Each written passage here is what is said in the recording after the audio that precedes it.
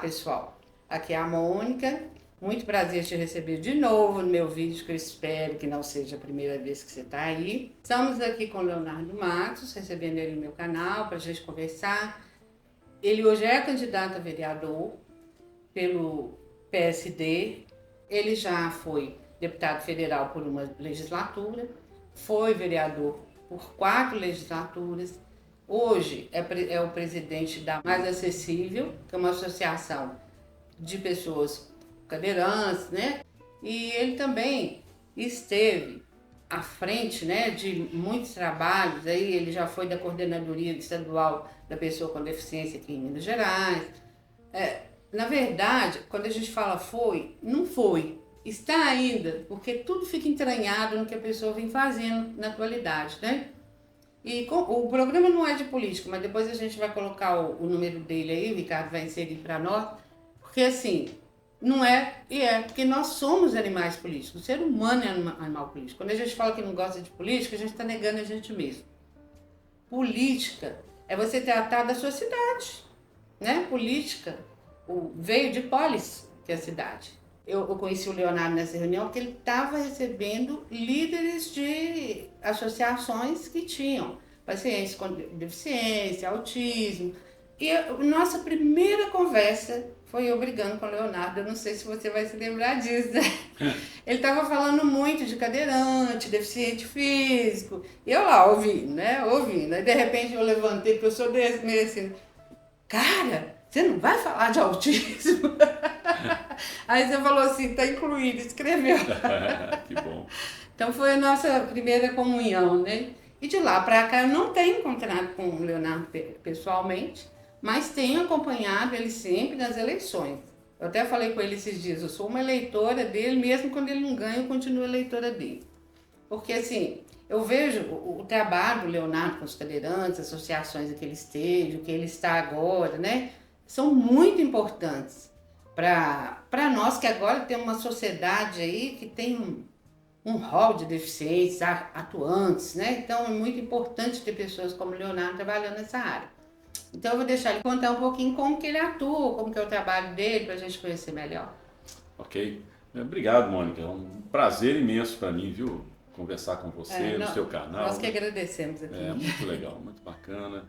E a gente precisa enaltecer esse tipo de trabalho, porque é um trabalho independente, que as pessoas, por iniciativa própria, acompanhados, claro, a gente nunca está sozinho, de bons parceiros e vamos fazendo acontecer, mudando, fazendo transformações. E eu acredito muito nisso. Uma sociedade, ela vai avançando ao acolher as demandas das minorias. Então, as minorias, uma pessoa reclama alto lá, estou com um problema, que foi o meu caso 45 anos atrás, e a gente fez a mudança das políticas da pessoa com deficiência, a inclusão de políticas da pessoa com deficiência em nosso estado e em nosso país, porque concomitantemente isso estava acontecendo em todo o Brasil.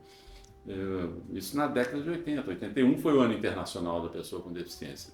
Então isso começou um pouco antes, na Europa, nos Estados Unidos, e veio para cá logo em seguida através do ano internacional. Mas a gente já existia, as associações de deficientes já estavam começando a atuar. Eu acredito muito nessa iniciativa sua e de outros tantos que, né, têm a valentia de montar um canal e ser transformadora. Então, para mim é um prazer muito grande.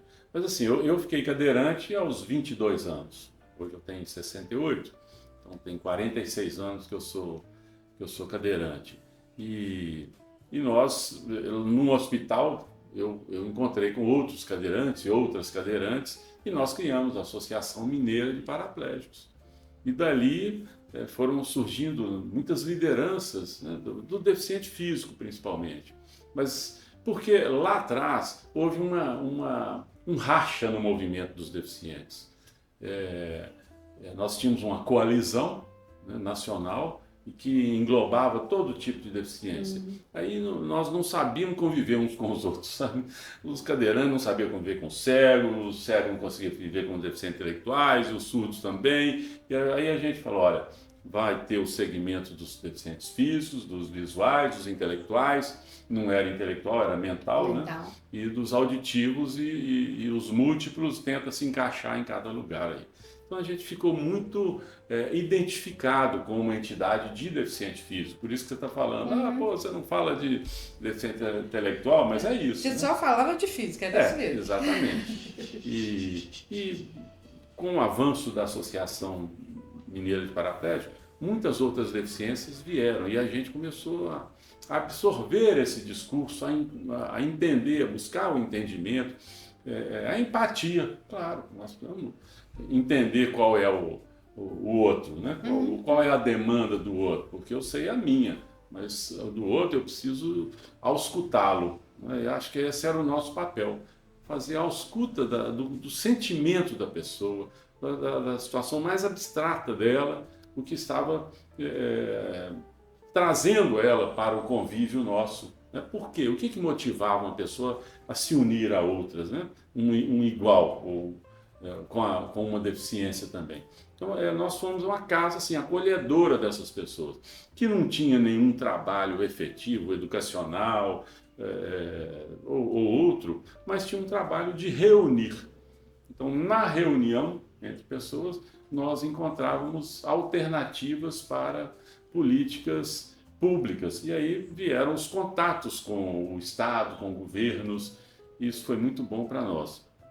As famílias, eu confesso para você que começaram a chegar um pouco mais tarde. Então os deficientes físicos foram sozinhos. Fomos sozinhos. Porque a parte intelectual é perfeita, né? E fazíamos questão disso, sabe? A gente não aceitava pai, mãe, filho, irmão, não aceitava. A gente queria que fosse só nós. Né? Nós temos que ser, ter identidade. Né? Agora, o mundo da inclusão nos chamou, né? Nos convocou, né? Porque a gente começou a ficar isolado. Poxa. Se a gente não está com os nossos familiares, nós estamos sozinhos, então nós não estamos fazendo o trabalho certo. Né? Nós estamos dando força para aquela pessoa, mas aquela pessoa tem uma família por trás. Tem os seus problemas de cidadão, não é só o problema da cadeira de roda, da deficiência física, isso passa a nem ser um problema ante os grandes problemas que ele enfrenta no dia a dia, na vida dele. Né? Colocar comida dentro de casa, colocar, né, um teto para a gente viver, isso é um problema. Ter um emprego, a gente começou a trabalhar muito, a enxergar isso nas pessoas. Sabe? E a questão física, né, e de identidade foi cedendo espaço também para essas outras questões e a família veio junto, mas agora num momento mais posterior, mais recente, que é o momento da inclusão. E é interessante que no autismo, né, é o contrário. Principalmente, eu falo muito com mãe, que eu falo assim, principalmente as mães. Vejo que tem pai também, mas é muito mãe, né? E as nossas reuniões lá na nossa associação, por exemplo, era raramente um autista lá presente, né? E era um pessoal da classe mais baixa, que era o que mais necessitava de ajuda, né? E esses dias a minha faxineira, que lida muito bem com o Pedro, falou comigo, Mônica, você já reparou que rico fecha a cara assim, não cuida dos filhos? Tem uma diferença. Né? Tem uma diferença, porque assim, a pessoa rica, ela pode até nem estar com o filho, ela bota um cuidador, né? E da classe mais baixa, ela tem que se virar mesmo, né? Ela não tem opção, né? Mas é bem diferente porque somos nós que encabeçamos. Agora que estão aparecendo esses autistas Asperger, né? Que tem nível 1, aí eles estão começando a liderar. Eu conheço muitos. Conheço muitos e a gente precisa de garantir espaço para eles. Sim. É muito importante. Você falou esse negócio de sexualidade aqui, a gente batendo papo, né? Você conhece a Sofia Mendonça? Conheço. Pois é, eu conheci a Sofia Vitor. Ela é uma autista que também é transgênero e fez a transformação toda, né? E sabe o que eu achei mais interessante da Sofia? Eu posso falar porque ela também fala em vídeo, né? Que ela, Vitor, era um autistazinho recolhido. Tímido. Já estudava jornalista, mas era na Bíblia, escrevia, né? A Sofia, caramba. É atrevida, né? Mulherão, né? tá fazendo curso de tudo quanto é coisa, tem canal, né? Largou a dependência que ela tinha da mãe, que ela também andava muito grudada na mãe. Muito, muito. Né? Então é isso, assim, a gente precisa realmente trabalhar para nos unirmos agora. Agora nós precisamos ser um segmento forte na sociedade, porque nós temos uma luta pela frente, a mais importante do momento. Já enfrentamos várias, mas a mais importante é o capacitismo. Sim. Sabe? Nós precisamos lutar muito contra o capacitismo, e isso não é uma luta que se faz fora de nós, sabe? Ela tem que ser, nós temos que incorporar isso, e que somos defensores da autonomia das pessoas, sabe? Da autossuficiência. E a Lei Brasileira de Inclusão veio para isso. Ela é muito clara, né? As pessoas têm autonomia. Todas as pessoas têm autonomia. Só a questão financeira que ela dá uma segurada, né? Mas a pessoa com deficiência intelectual, ela pode tudo na vida, pode tudo. Só não controla o dinheiro, mas o resto ela tem autonomia total e tá certo, né? Eu assisti um congresso da Home Care, acho que é Home Care, Genial Care. E eles colocaram, é tudo online, e eles tinham um monte de autistas falando no congresso. Tinha uma lá que ficou na minha cabeça, o discurso dela, né, a tal da Tabata. Ela também, eu acho que é homossexual, e ela falou assim, gente, autista, para arrumar emprego, tem que ter sorte. Ou então tem que ter mais sorte ainda de ter nascido rico. Melhor, né? Porque ela tinha muito problema com isso, pelo que eu entendi, né? E é uma pessoa super capaz, ela tem um autismo de nível 1, ela estava lá no congresso fazendo a palestra dela, né? Mas isso aí, e também, Leonardo, a gente conversou aqui antes, né? O espaço urbano precisa nos atender, né? O Pedro não é cadeirante, os autistas não são em geral, né? Mas o nosso espaço urbano não é para eles, não é para nós, né? Nós temos muito problema. Transporte coletivo, gente, que dificuldade. Eu quando fui vereador, eu fiz uma lei que obrigava esses ônibus a ter pelo menos 5% dos espaços reservados para um cadeirante. Então, até hoje, já foi aprovado, tem 10 anos isso, até hoje não ampliaram em o número de assentos disponíveis para cadeirantes, espaços disponíveis para cadeirantes. Então, se tem 2 cadeirantes, um não pode entrar. O ônibus não cabe, tem que esperar o próximo ônibus. E se o próximo ônibus vier com outro cadeirante, ele também não entra. Então, poxa vida, isso é uma humilhação. Isso é acabar com ele. A pessoa é humilhada na cidade o dia inteiro. O dia inteiro é humilhada quando um motorista de táxi não pega ela, é humilhada quando o Uber não pega, sabe? É humilhada quando ela espera o ônibus não para. Que isso, gente? Um táxi uma vez queria mandar eu e Pedro descer, sabe por quê? Ele tinha tido uma crise epilética, estava com um corte na cabeça, estava sangrando, estava sujando o carro dele.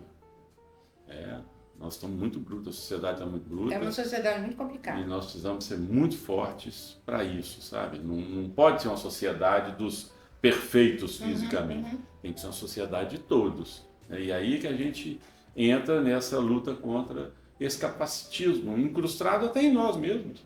Nós mesmos somos capacitistas. Então a gente precisa brigar contra nós, começando de nós próprios, e a partir daí ir para o outro, né? Para ampliar isso, né? Eu uma vez, quando eu comecei a ver a primeira Paralimpíada, como eu sou muito ligada na natação, que eu fui atleta da natação, né? Eu liguei o canal para ver a natação paralímpica. Aí tinham 5 chinesinhos numa prova, tinha mais uns 2 que eram de outro país. Todos sem braço. Um deles não tinha nem pé. Eles estavam nadando costas. Tudo carequinha. Desliguei a televisão. Olha o meu capacitismo. Claro. Eu falei assim, olha, o que é isso que estão fazendo com esses caras? Meu Deus do céu. Eu fiquei com dó. Aí eu pensei isso alto. Falei, não, vou ligar de novo que eu quero ver esse trem. Aí quando eles subiram no pódio, que os chineses engatou. Tudo, né? Quando eles subiram no pódio, aquela cara de contentamento, de felicidade, a hora que tocou o hino da China, falei, gente, eu estou muito errada. Né? Falando em paradesporto, ele é muito importante. Muito importante, né? Importante. Eu fui atleta do basquete, fui presidente da Confederação Brasileira de Basquete, cadeira de rodas, e e hoje, né, dirijo uma entidade de deficiente que tem 3 modalidades, é o basquete, o tênis de mesa e o para-badminton, que a gente pretende incluir outros. Estão fazendo uma parceria com uma entidade de deficiente intelectual, que é o Manudal, o Instituto Manudal. Ah, eu conheço muito do Cavaquinho. Nós vamos promover o desenvolvimento do esporte para deficiente intelectual dentro da Associação Mais Acessível, com parceria com o Instituto Manudal. Então, assim, ele é realmente importante para as pessoas, é importante porque provoca o convívio, né? O quanto que eu já aprendi com meus colegas cadeirantes, eu tinha uma visão de vida, passei a ter outra. Com cada companheiro que eu tinha no Paradesporto era um aprendizado novo, era um conceito novo que eu absorvia. Então, hoje eu sou um defensor do Paradesporto. Ainda existe uma resistência na sociedade ao Paradesporto. E aí fala, precisa de recursos. Não, eu acho que o Paradesporto está bem irrigado de recursos. Ele tem recursos? Tem recursos.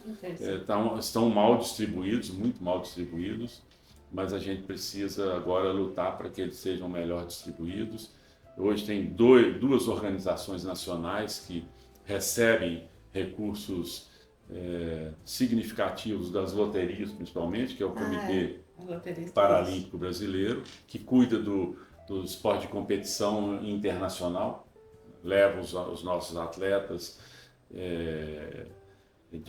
para competições internacionais, e tem o Comitê Brasileiro de Clubes Paralímpicos, que tem a função de trabalhar na base, né? Porque você vê lá, o Andrezinho, campeão mundial, mas quem é que descobriu esse camarada? Quem é que investiu nele? Quem é que pôs esse menino na piscina e que treinou ele para ele chegar onde está? A gente só vê na hora que está lá. O milagre. Mas, a gente vê o Clodoaldo dando entrevista na TV, né? Quem fez ele. Então a gente precisa valorizar. Eu sei disso porque eu trabalho com isso, a nossa associação há 40 anos faz isso, mas os nossos atletas aparecem, a associação. Os nossos atletas hoje têm nossas equipes, né? Tem recursos, são patrocinadas, mas a associação não consegue praticamente pagar as contas dela, né? Então a gente precisa fazer com que esse recurso chegue para quem faz o paradesporto, né? Essa é uma dificuldade, mas nós estamos chegando, sabe? Esse Comitê Brasileiro de Clubes Paralímpicos, nós temos muita esperança nele, de que ele vá chegar a esse nível, sabe? De pegar o atleta lá, a entidade lá, né?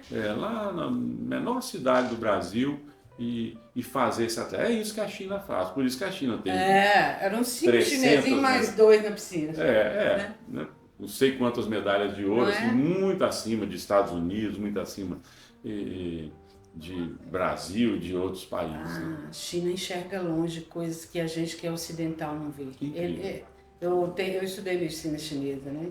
Então, às vezes eu vejo assim, o que é autismo dentro da medicina chinesa, essas coisas que a gente, aqui na nossa medicina tradicional, né? A gente não enxerga, né? A gente vê muita barreira, né? Os chineses, eles se transformam. Não está dando certo, não, vamos mudar isso aí, né? Vamos investir nessa pessoa, investe na pessoa, né? É incrível. Você falou do Manudal, uma categoria que eu não vi muito em Paralimpíadas, dos DAO. Eu vi pouco. Eles seriam deficientes intelectuais, vamos dizer assim, né? E muitas vezes não tem problema físico. Mas eu não vi, eu vi pouco. Isso está sendo discutido, porque lá atrás um jornalista se passou por deficiente e mostrou para o mundo que as regras estavam erradas, sabe? Então, os deficientes intelectuais foram sacados das Olimpíadas, das Paralimpíadas, e para ter uma nova reconfiguração, para identificar com mais segurança quem não é, né? Quem não é e qual o grau de deficiência, porque o mais difícil numa competição de deficiência nivelar essas pessoas, né? Porque não existem mais do que alguns, o Andrezinho, né? O André, Gabrielzinho. Gabrielzinho. Gabrielzinho São mineiro. poucos, né? Entendeu? Então, e esses não estão competindo, então ele tem que competir com pessoas diferentes, né? Com condições físicas diferentes e que é uma função dos fisioterapeutas, dos profissionais de educação física, encontrar uma forma de nivelar essas pessoas, porque na luta a nivelação é pelo peso, né? O boxe é o peso A, o No peso judô é galo, estranhíssimo, né? Aquele homão de todo tamanho que tem uma faixa, né? É. Com o outro, que além de ser mais baixo, ainda é mais leve, porque está dentro da mesma faixa. Exatamente. Né? É estranhíssimo quando a gente vê judô, eu acho muito estranho. Então é a grande dificuldade do paradesporto. O Clodoaldo, inclusive, ganhou várias e várias e várias competições, mas depois falaram, bom, ele não é deficiente como os outros. Ele estava ganhando porque ele tinha uma deficiência a menos, né? A deficiência dele era menor, menos severa, menos Vocês grave. falaram isso do Daniel também, reenquadraram o Daniel Silva, né? E aí o Clodoaldo passou a não ganhar mais as competições. O Daniel também aconteceu a mesma coisa. Então, nós brasileiros reclamamos da definição lá dos europeus, dos americanos, porque a gente parece que foi uma perseguição a nós. Né? Mas é tudo muito abstrato e difícil de identificar. Eu mesmo já perdi muitas competições no Brasil porque nós não tínhamos um classificador para competir com o classificador das outras equipes, de São Paulo, do Rio. Então eles classificavam os atletas dele para baixo e classificavam os nossos atletas para cima. E aí eu estava competindo com um camarada muito mais forte que eu, na mesma classificação que eu. Falei, que história é essa? Claro, eu perdia, né? Até que o mundo começou a se preocupar com isso, né? Com mais eu determinação. Vi muito o Clodoaldo falando agora nas paradas, porque ele está no Sport TV, né? Ele falou muito disso. É uma coisa que incomoda ele muito, porque ele sofreu na pele e continua acontecendo, né? E eu espero que o pessoal vá reenquadrando essas coisas aí, né? Porque essa dificuldade que existe para vocês na parte da deficiência, acontece também com o autismo, que são coisas que eu venho discutindo aqui, que são esses níveis, moderado, leve, severo, igual meu filho, né? O DSM colocou todos no mesmo balaio. Mas eu tô achando difícil. Eu mesmo tenho uma lei federal, a Lei 142, para aposentar a pessoa com deficiência. Sim. Ela define em leve, moderada e severa. Então, severa tem 10 anos de redução, moderada tem 5 ou 7 e leve 2 anos de redução no tempo de contribuição ou na idade. Sim. Ou na idade, né? Mas como é que eu vou achar? O que é grave? Sim. Entendeu? O que é severo? O que é moderado? O que é leve?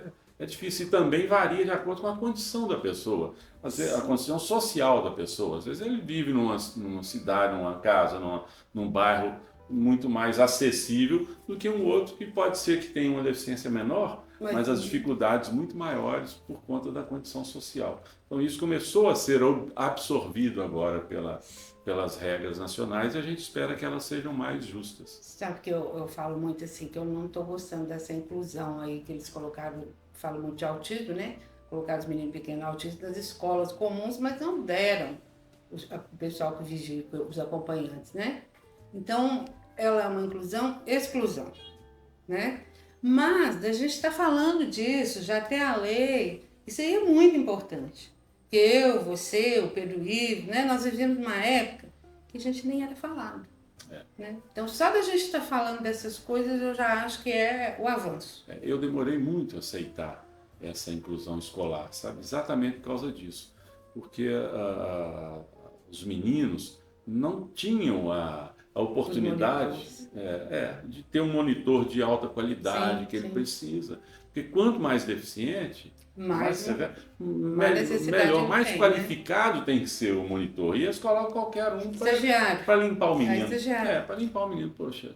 Então ele não é capaz de retirar dessa criança, desse estudante, o melhor dela.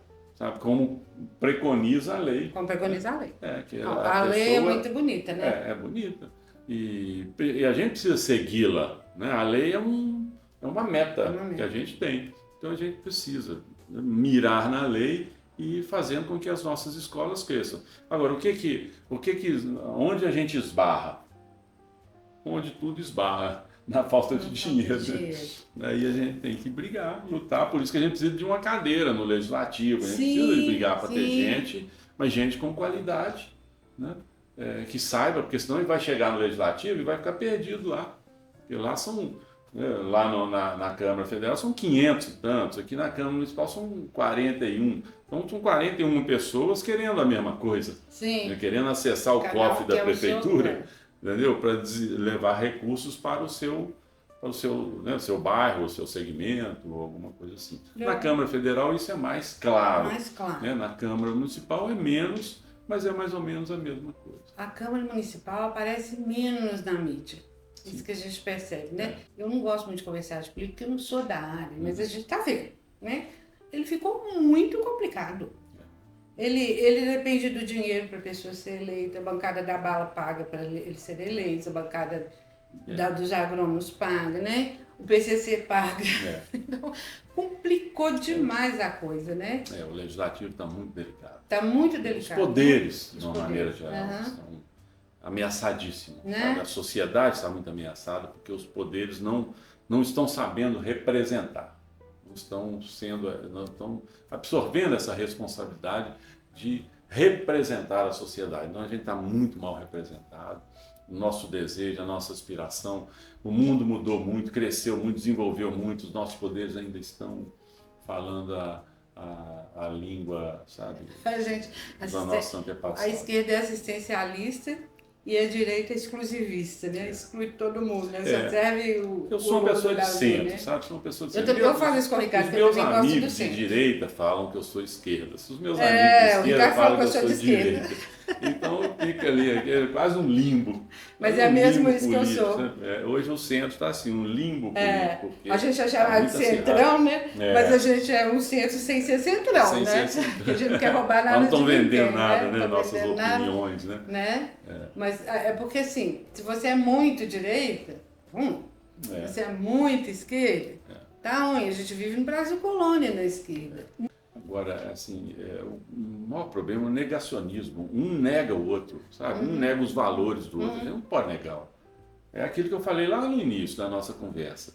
Eu aprendi muito com meus colegas cadeirantes que jogavam basquete comigo, que conviviam comigo. Mais pobre, mais rico, mas qualquer um deles tinha o que me oferecer de conhecimento. E na política é a mesma coisa. Todos os lados têm seus valores, têm suas importâncias. E eu sinto assim que o centro é um pouco mais livre.